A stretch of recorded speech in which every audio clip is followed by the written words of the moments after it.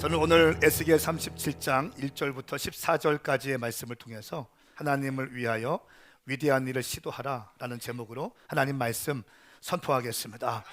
오늘 이 말씀을 통해서 여러분의 삶이 바뀌어질 줄 믿습니다. 매번 돌아오는 주일마다 반복되어지는 주일 설교라고 생각하지 마시고 오늘 당신에게 주시는 하나님의 말씀이라고 받으십시오. 그러니까 이 말씀이 당신 가운데 임할지어다. 에스겔 37장 1절부터 14절까지의 말씀은 정말 유명한 하나님의 말씀입니다. 그 마른 뼈가 가득한 곳에 에스겔을 이끌어 가시면서 이렇게 질문하시죠. 이 뼈들이 능히 살겠느냐라고 질문하십니다. 그러니까 에스겔이 주께서 아십니다 라고 얘기합니다. 그러면서 하나님께서 이 환상 중에 에스겔에 말씀하십니다. 너는 이 마른 뼈들에게 예언하라. 또 두 번째는 생기에게 예언하라. 그러니까 예언이 두 번 하라고 하는데 마른 뼈를 당한 너에게 예언하라. 그리고 생기에게 예언하라 라고 합니다. 정말로 예언하니까 이 마른 뼈들이 덜그덕덜그덕 움직이면서 한 몸이 되어지고 서는데 극히 큰 군대가 되었더라 라고 하는 말씀이 오늘 말씀의 전체 스토리입니다. 정말 유명한 말씀인데요, 여러분 우리가 잘 아는 것처럼 에스겔 37장 말씀을 설교를 할 때 대부분 마른 뼈와 같은 내 인생 성령님이 임하시면 극히 큰 군대가 될 수 있습니다 라고 설교를 합니다. 맞는 말씀입니다.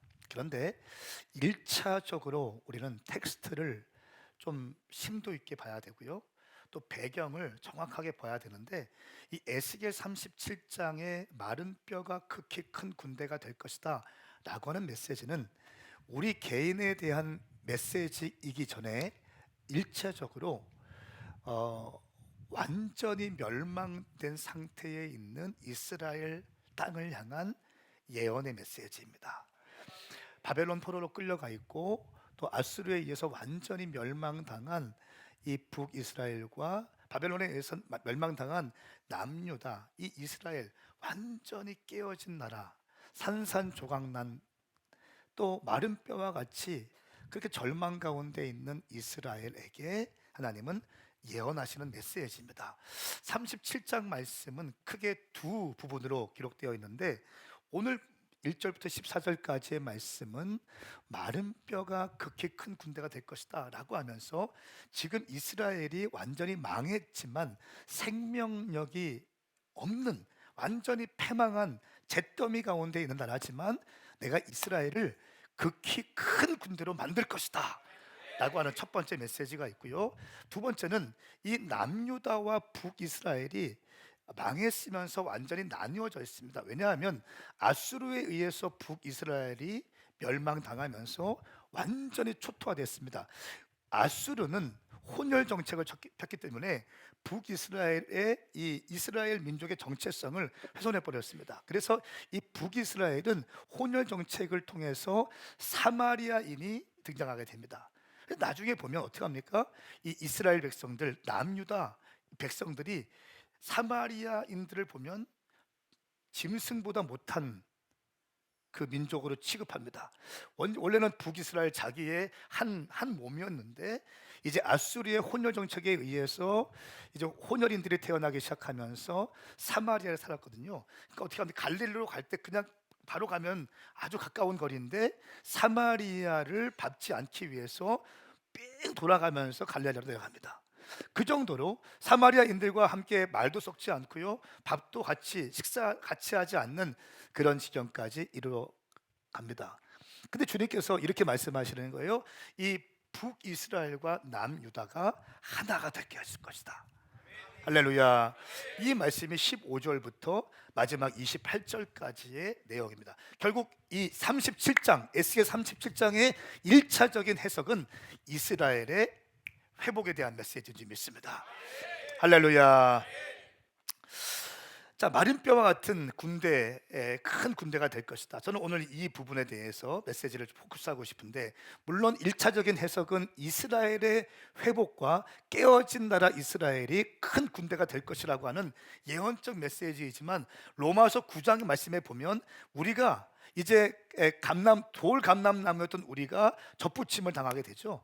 그러면서 이방인이었던 우리도 이제 영적으로 해석할 때 하나님의 백성으로 그렇게 선언되어집니다. 그럼 이 말씀을 해석할 때 어떻게 해석해야 되냐면, 먼저는 1차적으로 이스라엘 땅을 위한 해석 맞지만 결국 우리 오늘날 교회에 대한 예언이기도 하고 오늘날 저와 여러분들을 향한 예언이기도 한다는 사실입니다. 그러니까 이 그림을 알고 우리가 말씀을 들어갔으면 좋겠습니다. 자, 북이스라엘은 BC 722년도에 아수르에 의해서 멸망을 당합니다. 남유다는요, BC 586년에 우리가 아는 것처럼 바벨론에 의해서 멸망을 당합니다. 마른 뼈와 같이 깨어진 완전히 죽음 가운데 있던 이스라엘이 이제 성령이 불어오기 시작할 때 극히 큰 군대로 될 것이다 라고 하는 것이 메시지입니다.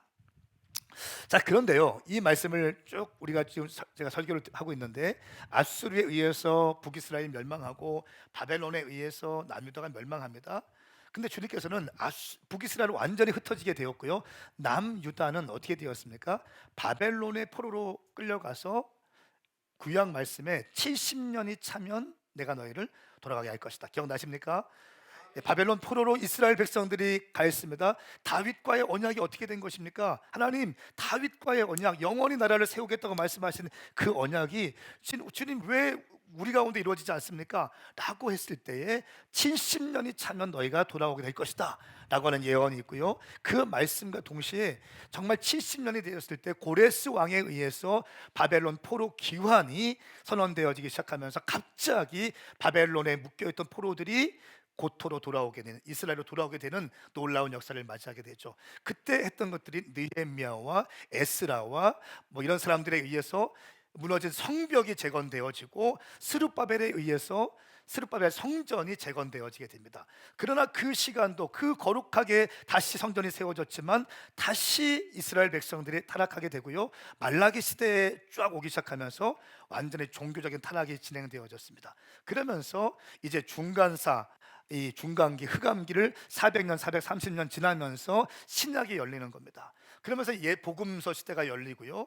자, 그런데 문제는 뭐냐면 AD 70년도에 로마의 티투스 장군에 의해서 다시 한번 예루살렘이 멸망을 당한다는 거예요. 할렐루야. 자, AD 70년에 티투스 장군에 의해서 멸망을 당하는데, 하나님의 말씀은 이 에스겔서는요, 지금부터 약 2500년 전에 쓰여진 말씀입니다. 회복될 것이라 말씀하셨는데 회복되었는데 다시 망했잖아요, AD 70년에. 그런데 또 놀라운 사실은 갑자기 AD 70년도에 망했습니다. 그리고 뿔뿔이 흩어졌습니다. 그런데 갑자기 1948년도에 유엔에 의해서 이스라엘 나라가 재건되어집니다. 갑자기. 할렐루야. 1948년도에. 그리고 1967년도에는, 그 전까지는 예루살렘이 요르단에 있었는데 1967년도에 예루살렘까지 이스라엘의 수도로 확정이 되면서 모든 예언들이 착착착착 맞아가기 시작하는 거예요. 여러분 따라오고 계십니까? 그러니까 2500년 전에 이 에스겔이 예언했던 말씀이 지금 2500년 뒤에 착착착착 이루어지고 있다는 사실이에요. 할렐루야. 1948년부터 1973년까지 4차례에 걸친 아랍연합군과의 전쟁이 있었는데 이스라엘이 다 승리합니다. 1967년도에는 6.1 전쟁, 완전히 말도 안 되는 하나님의 초자연적인 방법으로 6.1 전쟁에 이스라엘이 승리하게 되면서 요르단에 편입되었던 예루살렘이 탈환되어지기 시작해요. 이거 기적이라고 얘기합니다. 그러면서 최근에 어떤 일이 있습니까? 1948년도부터 하나님의 말씀이 점점 예언되어지고 있구나, 와, 이 말씀이 실제로 예언되어지고 있구나 라고 하면서 열방에 흩어져 있던 이스라엘 백성들이 예루살렘으로 이스라엘로 돌아오기 시작합니다. 이것을 알리야 운동이라고 하죠. 어떤 때는 비행기 한 채를 전세를 내서 막 찾아오기도 하고요. 솔로몬 프로젝트라고 해서 그 비행기의 좌석을 다 떼고요, 사람들 꽉 채워서 태워오기도 하고요. 어떤 유대인들 갑부들은 자기의 전 재산을 이 알리야 운동, 하나님의 말씀이 성취되기 위해서 고토로 돌아오리라, 심지어 단 한 명도 남기지 않고 예루살렘으로 돌아오리라, 이 말씀이 있거든요.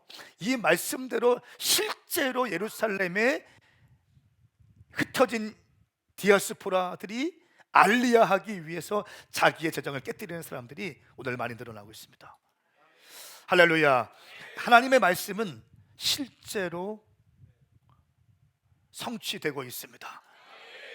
앞뒤자고 인사하세요. 하나님의 예언의 말씀은 반드시 성취됩니다. 시작. 아멘입니까?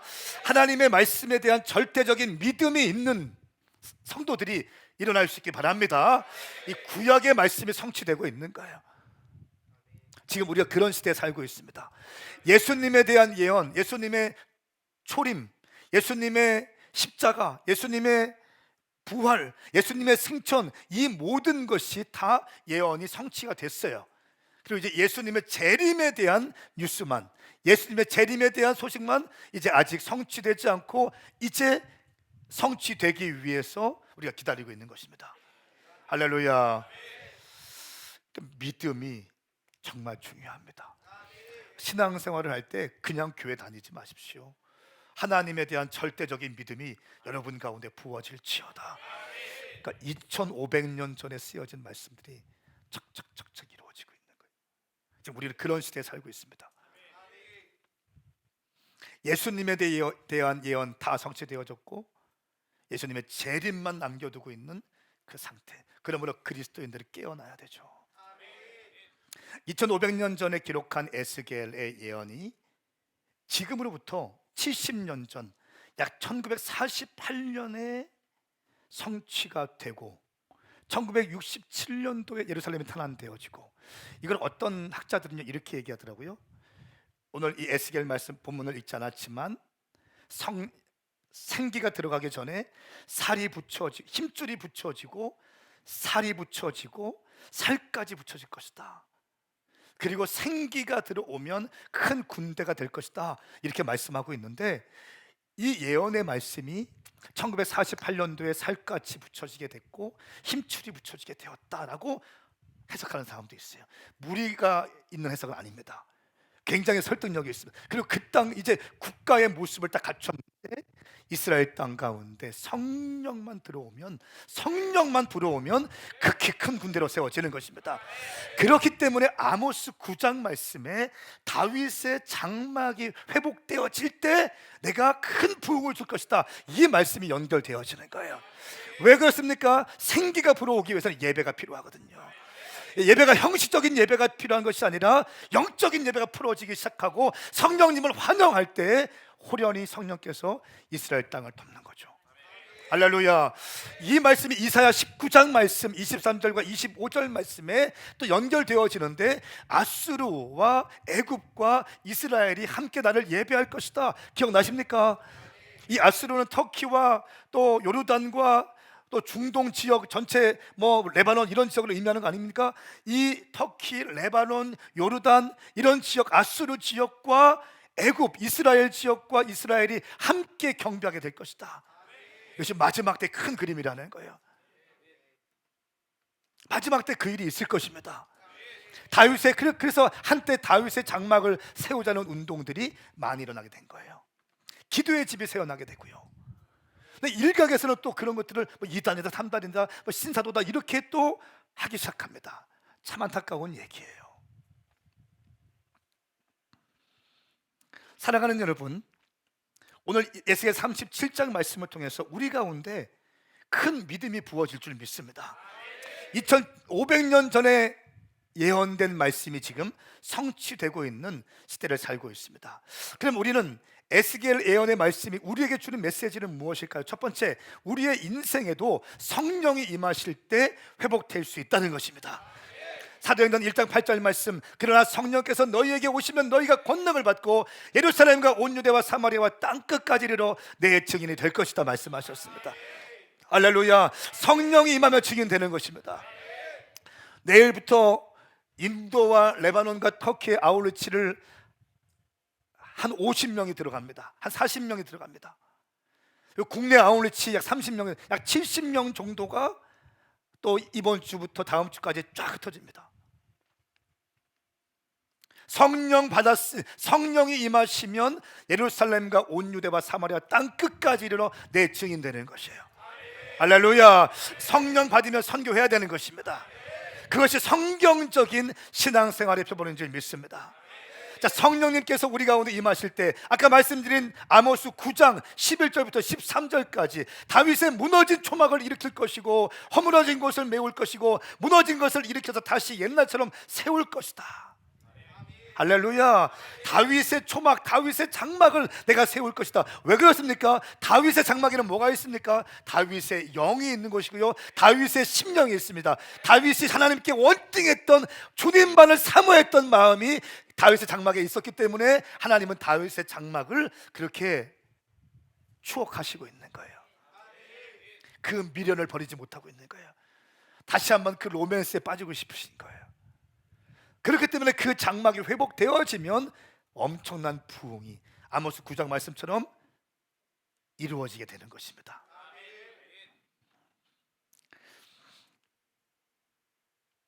그러므로 우리의 인생에 성령이 임하실 때 회복될 수 있다는 사실이에요. 또한 이스라엘의 회복은요, 열방의 회복과도 연결되어집니다. 이스라엘의 회복, 지금 이스라엘이 회복되고 있습니다. 이 회복은 사실은 예수 그리스도의 재림이 가까이 오고 있다라고 하는 것을 의미합니다. 이건 시한부 종말론적인 메시지가 아니에요. 언제 몇 날 몇 시에 주님 오실 때니까 집 팔고 땅 팔고 이런 메시지가 아니지 않습니까? 우리가 시세를 분별하는 이사갈 지파의 영이 있기를 축복합니다. 여러분, 계절이 지나갈 때에 낙엽이 떨어지면 가을이 왔구나, 또 무화과 잎이 연해지면 아, 여름이 왔구나, 이 말씀처럼 이것을 때를 아는 것은 굉장히 중요한 겁니다. 시세를 분별하는 것입니다. 아멘입니까? 지금은 마지막 때를 향해서, 주의 세컨 커밍을 향해서 달려가고 있는 때입니다. 조심스러운 메시지지만 저는 이렇게 기도하고 있어요. 제가 제 육체의 몸을 입고 있을 때 주님이 오셨으면 좋겠어요. 그리고 인류 역사상 가장 강력한 클라이막스는 사실은 예수님이 재림하시는 그 순간이에요. 모든 것이 새로워져. 그렇기 때문에 이 예수님의 재림에 대한 것을 인식하고 있고요, 마지막 때라고 하는 것을 인식하고 있는 교회들은요, 그냥 나이브하게 신앙생활을 하지 않아요. 적극적인 영성을 가질 수밖에 없는 거예요. 전도하게 되고요, 복음 전도하게 되고요, 그래서 선교하게 되는 것이고요. 할렐루야. 그렇기 때문에 재정이나 이런 것들, 시간이나 이런 것들이 별로 중요하게 중요하지만 그 가치보다 더 중요하지 않다는 거예요. 적극적인 교회, 뜨거운 교회, 그러니까 마지막 때에 대한 인식이 있는, 저와 함께 네트워크하고 있는 교회들, 형제로 있는 교회들 보면요, 다 부흥되고 있어요. 요즘 시즌들이 다 보니까 건축하고 뭐 땅을 사고 뭐 이런 시즌이 있더라고요. 하나님 은혜, 그러니까 다 지금 마이너스 성장인데 저하고 함께 교통하고 있고 네트워크하고 있고 형제로 브라더후드로 같이 있는 교회들은요, 다 성장하고 있는 거예요. 왜 그렇습니까? 예배가 살아있기 때문에 그런 거예요. 할렐루야. 마지막 때에 대한 계시가 있기 때문에 그런 거예요.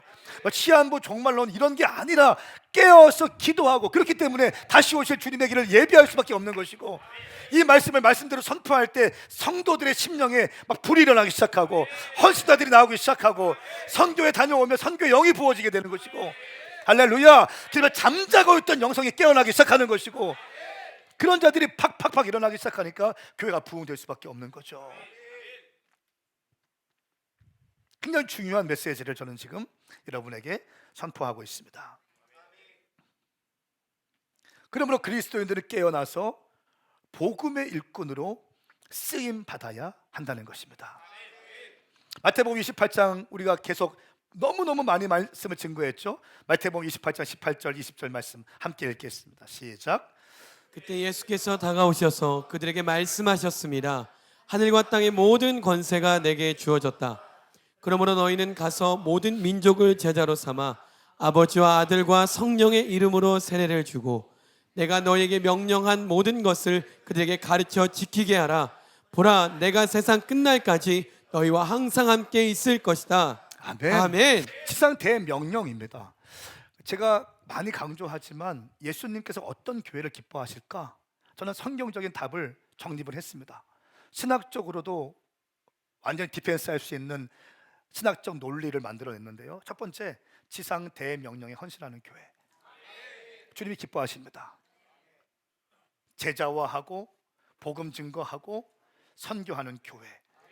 지상 대명령. 여러분, 우리가 이거 복음주의, 은사주의, 뭐 자유주의 할 것 없이 이 마태복음 28장이 예수님의 지상 대명령이라고 한다는 것은 누구나 다 알고 있는 사실이에요. 근데 이 지상 대명령에 헌신하는 교회들이 많지 않다는 게 문제가 있어요. 지상 대명령에 헌신하는 교회 주님이 기뻐하십니다. 그 주님이 기뻐하시기 때문에 주님께서 그 교회 가운데 축복을 주실 수밖에 없는 거예요. 하이라이트 하시는 거, 하이라이트. 성도들도 마찬가지예요. 주의 지상 대명령에 헌신하는 성도들, 그런 사람들이 있습니다. 완전히 평신도들인데 완전히 헌신하고 주님께 삶을 내어드리는 사람들이 있습니다. 주님이 얼마나 기뻐하시겠냐는 거예요. 두 번째는 대계명을 성취하는 교회예요. 하나님을 사랑하고 이웃을 사랑하는 거. 그러니까 이 사역에만 집중하면 사역 괴물 될 수 있습니다. 그렇죠? 사랑이 없이 지상 대명령을 위해서 달려가면요, 이거는 개인의 인격 막 완전히 말살시키고 그런 거 있잖아요. 가스라이팅 비슷하게 해가지고 완전히 이 어떤 목표에 집어넣어가지고 돌려버리고 뭐 이런 거 있지 않습니까? 잘못된 선교단체나 잘못된 이단들이나 그런 느낌? 왜 그렇습니까? 대계명이 없어서 그래요. 하나님을 사랑하고 이웃을 사랑하는 거. 할렐루야. 내 몸과 같이 이웃을 사랑하는 거. 그러니까 저희가 말씀과 기도와 전도와 금식, 그리고 마지막에 사랑이라는 핵심 가치, 본질 사수라고 하는 명제가 저희 교회 가운데 있는 거예요.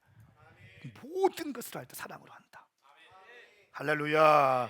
사랑으로, 사랑 없으면 아무것도 아니잖아요. 원래는 꽹과리, 교회가 많이 개척되어지고 큰 교회도 졌는데 사랑이 없어 교회에 냉랭해. 그게 무슨 의미가 있습니까? 그러니까 지상 대명령과 대계명에 헌신하는 교회를 하나님은 기뻐하시고 그 교회를 축복할 수밖에 없다는 거죠. 이것이 제가 믿고 있는 교회론의 핵심입니다. 주님이 이런 교회를 기뻐하신다고 저는 믿어요. 게으른 교회 말고 인간들 중심이 되는 교회 말고 하나님의 지상 대명령에 헌신되어져 있고 하나님을 사랑, 이 모든 동기가 하나님을 사랑하고 이웃을 내 몸과 같이 사랑하고 그렇게 하는 거죠.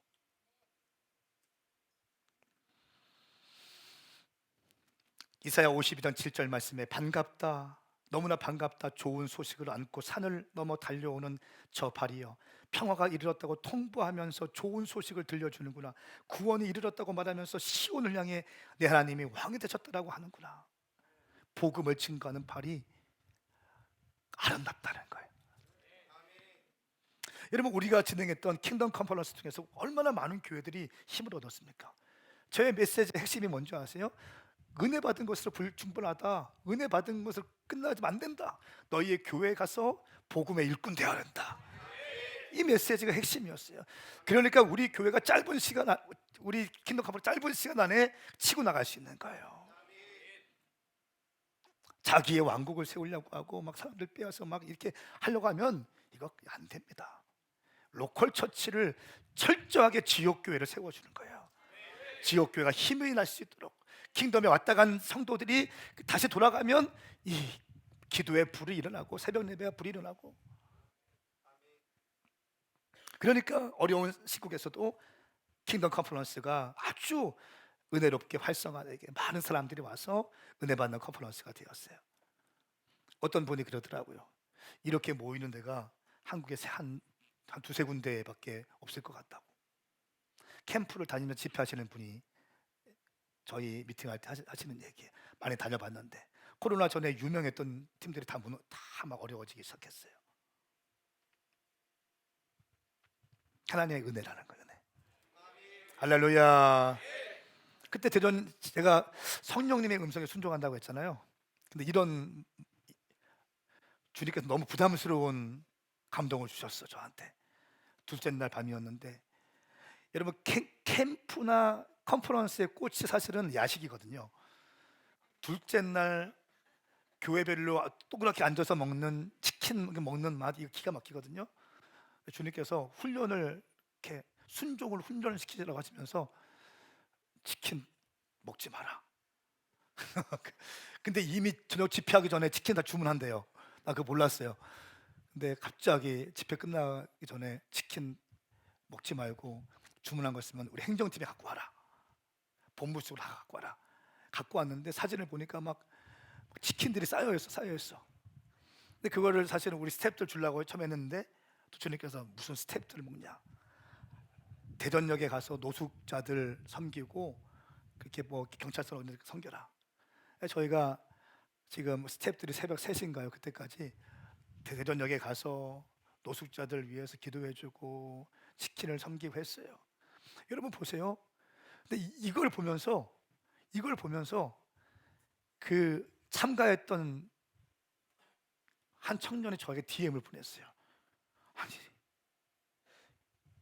야식을 먹지 말라고 하는 건 너무한 거 아니었습니까? 저 시험 들 뻔했습니다. 근데 새벽 3시 근데 그걸 스태프들이 먹지 않고 대전역에 갖다 줬다는 말 듣고 정말 망치로 한 대 맞은 것 같았습니다. 섬김을 풀어내고 있는 거잖아요. 순종을 가르치고 있는 거잖아요. 여러분 이 청년들과 10대들에게 캠프 때 야식은요 그냥 먹잇감을 움켜쥐고 있는 사자와 같이 힘을 질질 흘리는 거예요. 그때를 위해서 졸지 않고 예배 드리는 거거든요. 먹지 마라. 큰 도전을 줬죠.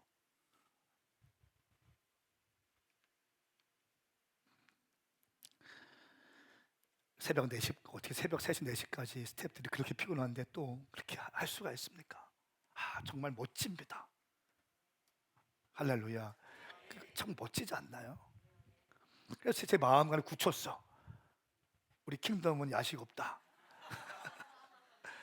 야식 없다. 교회별로 다 주문해가지고 스태프들과 교회 식구들이 함께 대전 시내를 쫙 흩어져가지고 관공서 뭐 이렇게 또 소방서, 뭐 경찰서, 노숙자분들 다 섬기자.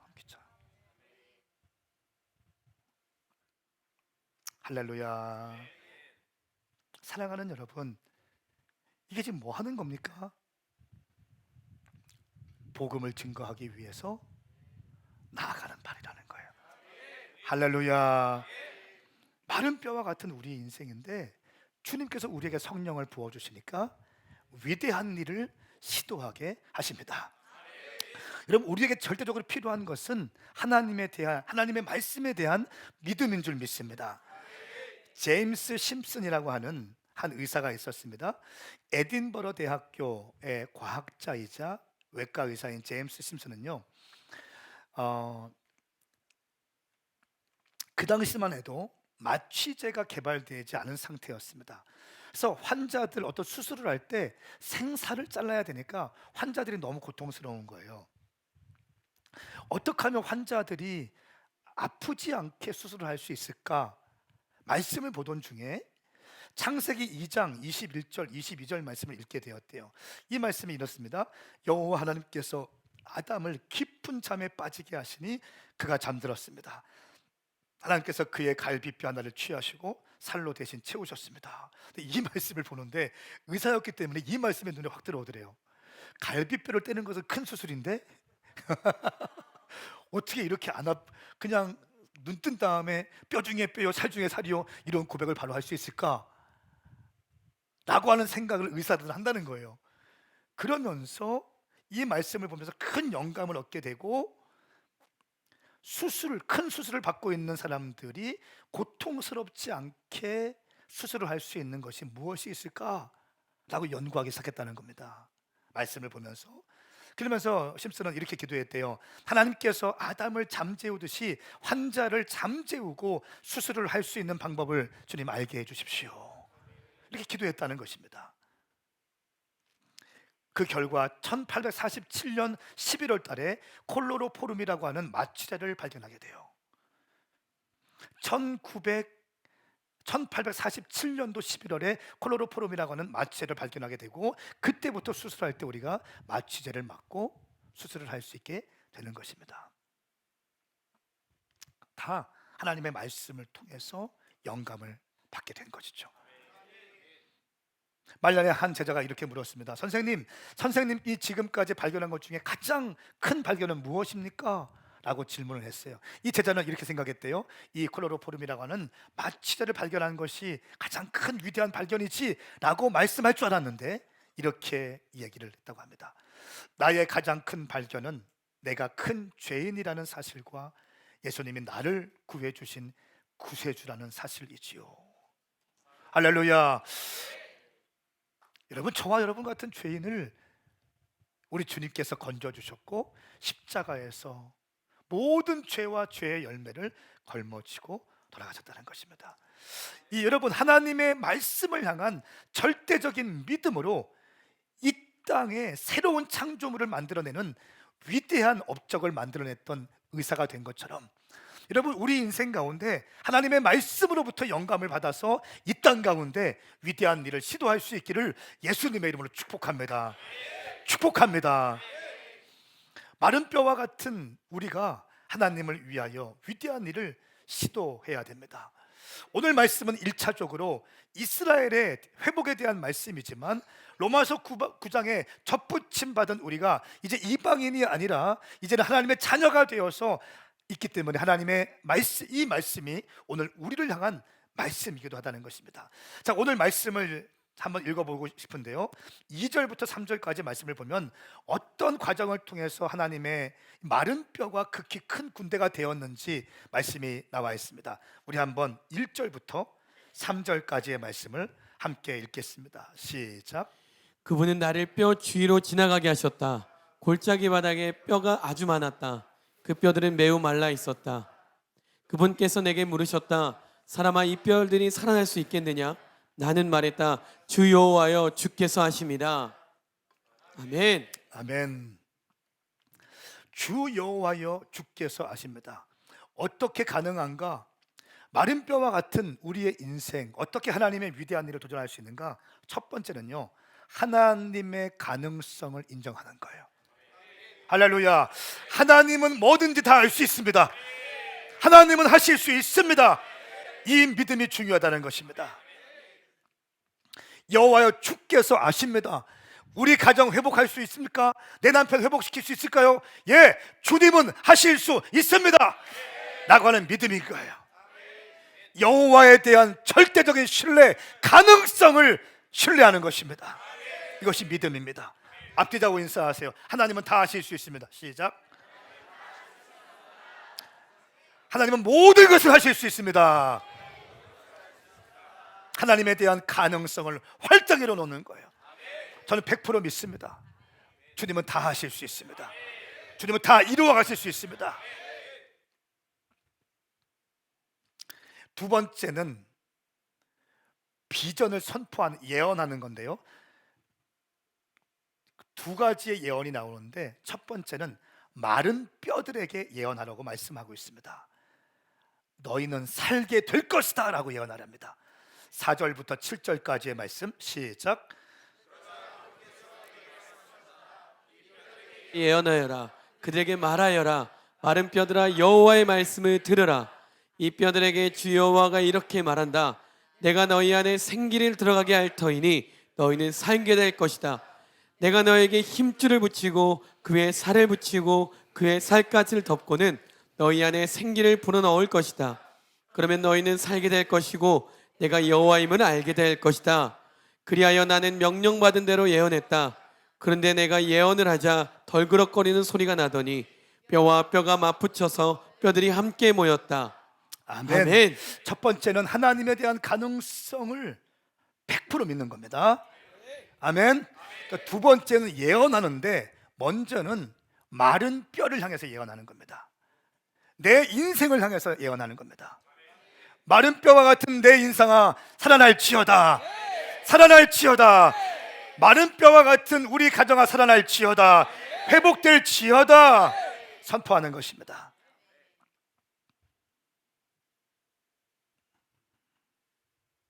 내가 너희 안에 생기를 들어가게 할 터이니 너희는 살게 될 것이다. 뼈들에게, 우리 아이들에게 선포하는 것입니다. 지금은 마른 뼈와 같은 너희 인생 가운데 성령님이 오실 것이니 너희는 살아날 것이다. 할렐루야. 여러분, 말이죠. 말. 첫 번째는 마른 뼈에게 예언하는 겁니다. 깨어진 내 자아에게 예언하는 겁니다. 잠자고 있는 내 영에게 예언하는 겁니다. 내 영아 깰지어다. 내 영아 깰지어다. 잠자고 있는 내 영아 깰지어다. 하나님의 비전으로 일어날지어다. 비전적인 인생이 될지어다. 선포하는 거예요. 우울증은 끊어질지어다. 공황장애는 끊어질지어다. 절망은 끊어질지어다. 무기력증은 끊어질지어다. 선포하는 거예요. 따라하세요. 마른 뼈에게 선포하자. 시작. 두 번째 예언은 생기에게 예언하는 겁니다. 첫 번째 예언은 마른 뼈에게 예언하는 거예요. 이건 비전 선포입니다. 비전 선포. 너희는 살게 될 것이다. 두 번째 예언은 생기에게, 생기는 성령님을 의미하는데 성령에게 예언하는 겁니다. 성령 충만 받은 상태에서 생기야 사방에서 불어서 그들이 살아나게 하라 외치는 겁니다. 9절 말씀 우리 함께 읽겠습니다. 시작. 그러자 그분께서 내게 말씀하셨다. 사람아, 생기에게 예언하여라. 너는 생기에게 예언해 말하여라. 주 여호와가 이렇게 말한다. 생기야 사방에서 나와서 이 살해당한 사람들에게 불어서 그들이 살아나게 하여라. 아멘. 아멘. 선포하면서 예언하는 거예요. 성령님 오시옵소서. 성령님 내 인생 가운데 오시옵소서. 우리 가정 가운데 오시옵소서. 우리 아들 딸들 가운데 임하시옵소서.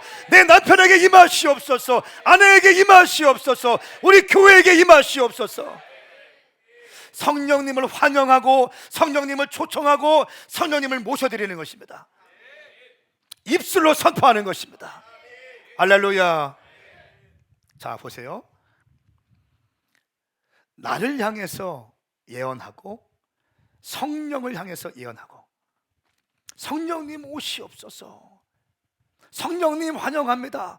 우리 가정을 사로잡아 주시옵소서. 내 인생을 사로잡아 주시옵소서. 우리 교회를 뒤덮어 주시옵소서. 계속 선포하는 거죠. 창세기 2장 7절 말씀에 여호와 하나님께서 땅에서 취하신 흙으로 사람을 빚으시고 그 코에 생기를 불어넣으시자 사람이 생명체가 되었습니다. 생기, 루아흐, 생기를 불어넣으시자 생명체가 되는 거예요. 모든 것이 갖추어져 있지만 성령이 불어올 때 극히 큰 군대가 되는 것입니다. 할렐루야. 오늘날 얼마나 많은 사람들이 생명력 없이 살고 있습니까? 모습은 멀쩡합니다.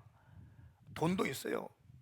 어떤 뉴스를 보니까 롤스로이스를, 압구정동에 롤스로이스를 타고 가다가 한 젊은 여인을 쳐서 거의 죽게 만들었잖아요. 보니까 뭐 마약을 했대. 돈도 많이 있어요. 롤스로이스를 끌려면 이게 어떻게 해야 돼요? 이게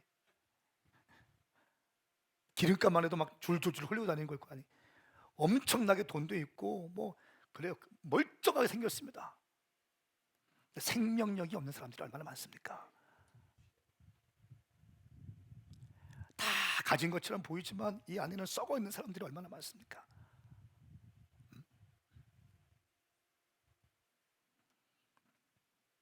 생명력, 성령,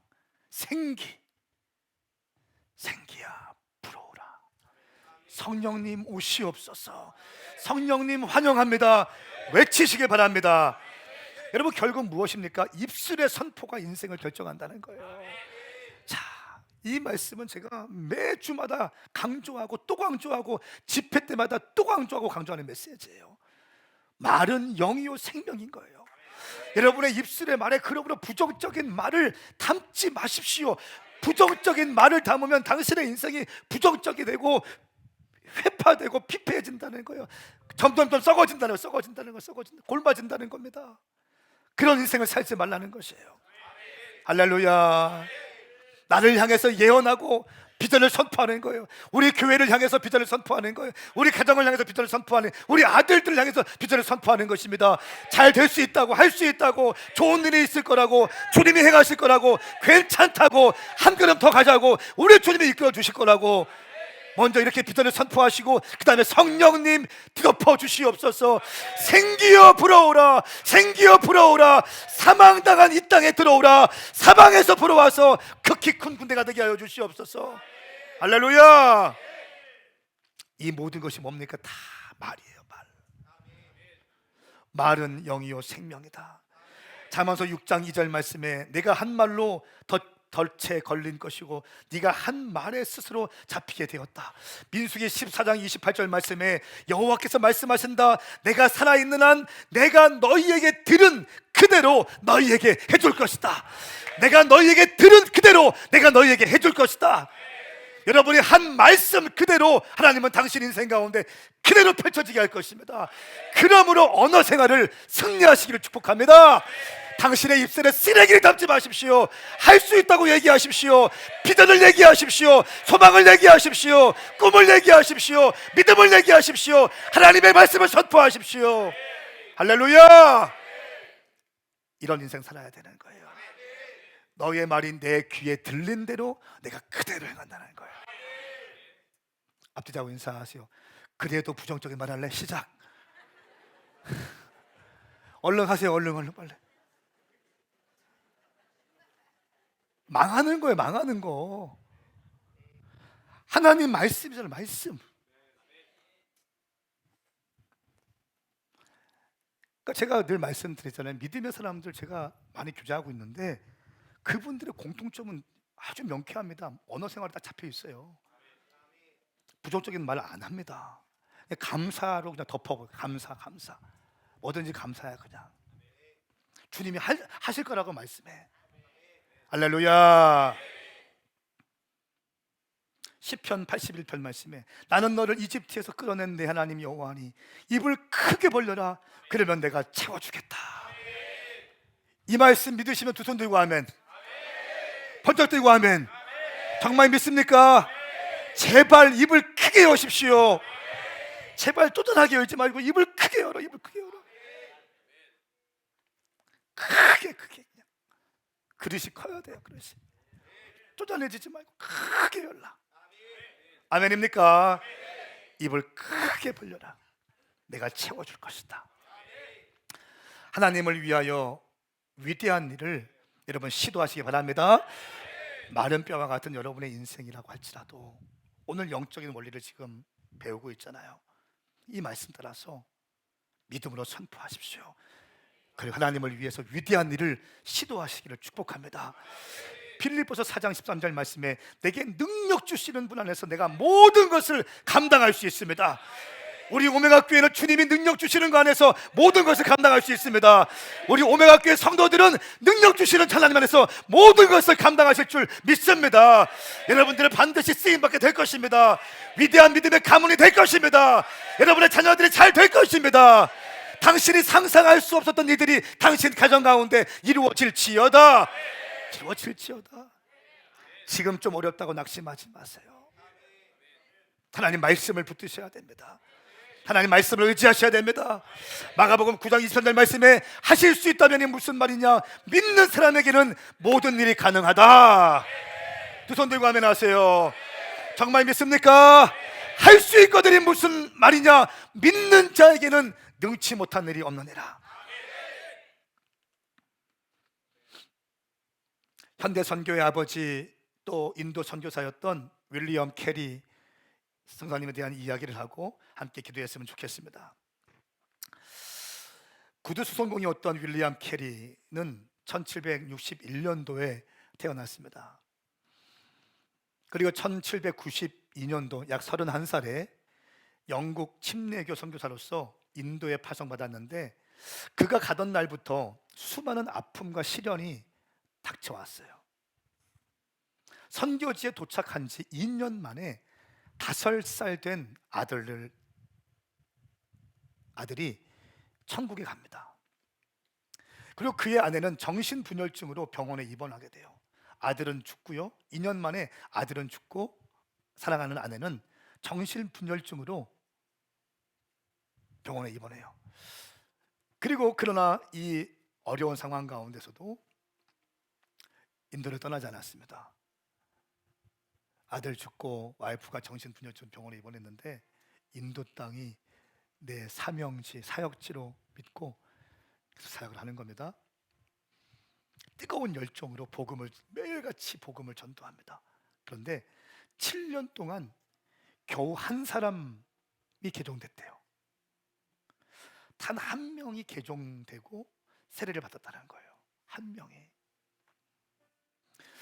그러다가 그는 세란포르라고 하는 선교지 그 지역을 옮겼습니다. 그래서 그 20년 동안 성경을 인도의 중심 언어인 벵갈어로 이제 번역하는 작업을 했습니다. 대작업이죠. 원고의 분량이 1만 1천 페이지나 되었대요. 그래서 1812년 3월 12일에 드디어 인도인들이 읽을 수 있는 성경이 이제 완성되어져서 인쇄 작업을 하고 있습니다. 그런데 인쇄기가 돌아가는 그 감격적인 장면을 보고 이제 잠깐 나가서 산책을 하고 있습니다. 근데 그 인쇄소에 불이 막 나기 시작하는 거예요. 이거 얼른 들어가 보니까 잠시 자리를 비운 사이에 종이와 휘발성 잉크의 이 본질을 모르던 인도 사람들이 담배를 피우면서 인쇄를 하기 시작했대요. 그렇게 번역되었던 이 성경이 20년 동안 번역되었던 성경이 화재로 하나 날아갑니다. 한순간에 다 태워지는 거예요. 이 윌리엄 캐리가 완전히 잿더미가 된 그 인쇄 공장에 들어와서 종이 잿더미 위에 뚜벅뚜벅 걸어가서 한참을 서 있었대요.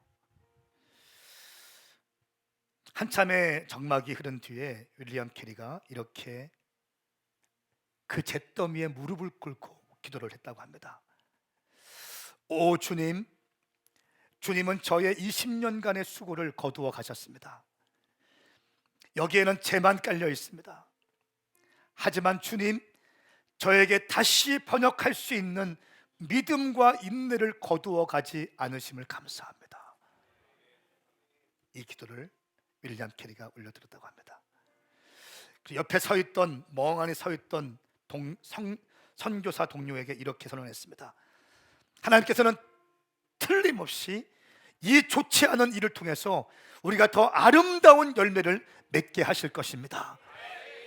반드시 이 상황보다 더 아름다운 열매를 맺게 하실 것입니다 라고 이야기했다는 것입니다. 그 후에 윌리엄 캐리는 다시 일어나서 세 개의 언어, 벵갈어, 산스크리어, 또 마라디어로 성경을 완역했고 더 많은 언어와 방언들로 신약 성경과 쪽복음들을 번역해서 출판했습니다. 그리고 윌리엄 캐리는요, 포드 윌리엄 대학을 설립하게 됐고 또 세란포드 대학을 설립하게 되었고 포드 윌리엄 대학의 동양어학과 교수로 활동하면서 현대 선교의 아버지가 되었습니다. 그리고 19세기 인도 르네상스의 아버지가 되어서 수많은 사람들을 복음으로 전도하는 통로가 되었습니다. 그 윌리엄 캐리가 이렇게 말합니다.